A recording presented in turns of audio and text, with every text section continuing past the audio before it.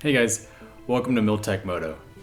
Today I'm going to be talking to you about Bluetooth, and specifically Bluetooth for motorcycle helmets, like this one right here.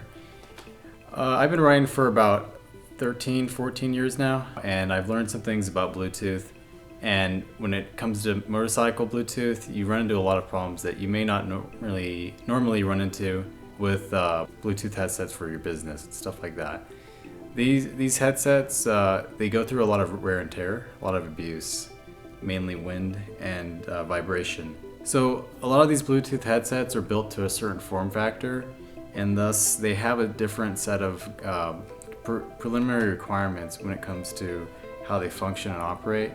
They usually are using wires that are thinner than they should be, or thinner than what you would see in maybe like an aviation field or other commercial area of life. So the reason they're like that is so that they can fit into helmets, but what ends up happening is you can get basically equipment damage just from regular riding. So I'm going to give you guys some tips that I've learned over a couple years that will help you prolong your Bluetooth headset. I've also gone through about 2 different brands, and this is what I've learned.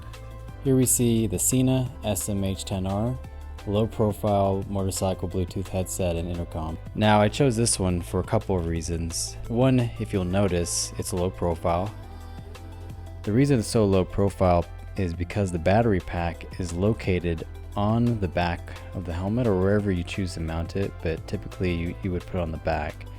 And the battery pack actually is removable. It's replaceable. It actually is separate from the headset. So if it ever does go out, you can replace the battery pack and not just replace the whole headset.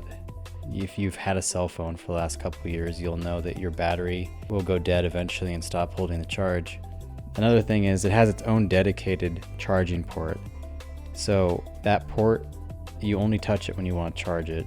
You've got a sticky mic that fits on the front of your helmet. People, when they call me and I answer, they don't always know that I'm on my motorcycle unless I rev it or something, but it has very good noise cancellation. The interphone F4 was a great headset. It worked great for everything I needed to up until it didn't work. And that was about 6 months into every time they would give me a new headset, because it would break. Every 6 months it would literally break the headset. The Bluetooth itself was fine, but the cabling and all that stuff would form shorts, just like in your earbuds when one side goes out. The charging port and the microphone and the headset, they're all using the same port. When you're removing that cable all the time to plug it into your charger, eventually you're going to get wear and tear on that cable and on the port itself, and that can cause issues with the headset. The Sena has a dedicated charging port. You don't have to remove any cables that are supposed to be fixed. These headsets in general are pretty delicate. You want to keep those wires buckled down as hard as you can so that when the wind is flapping those cables around, it doesn't have a chance to create any shorts in the wire or in the soldering. A good way to do this is to use tape to tape down all the wires.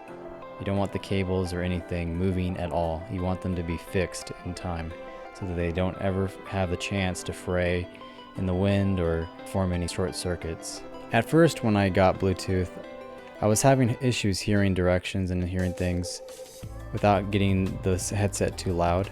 So what I did is I put these pads in here. I tried 2 different kinds. Basically, I was trying to make it so that there was a more snug fit and less wind being able to creep up into the helmet.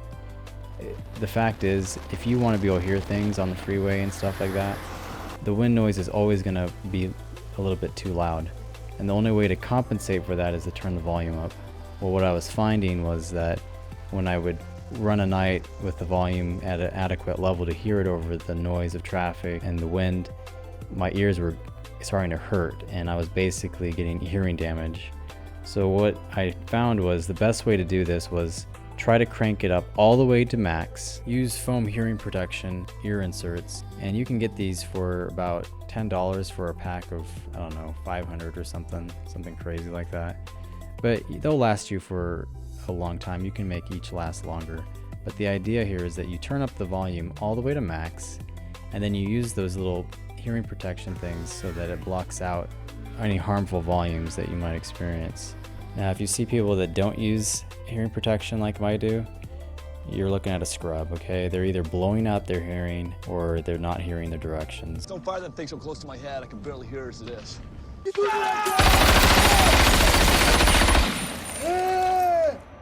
okay? What?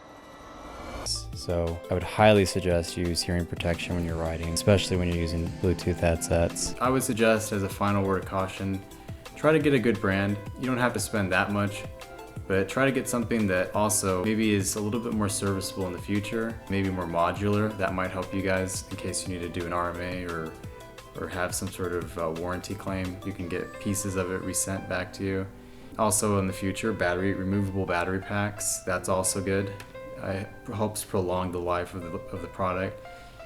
So I hope you guys found this review helpful. If you guys want more reviews like this, like and subscribe, and I'll see you guys later.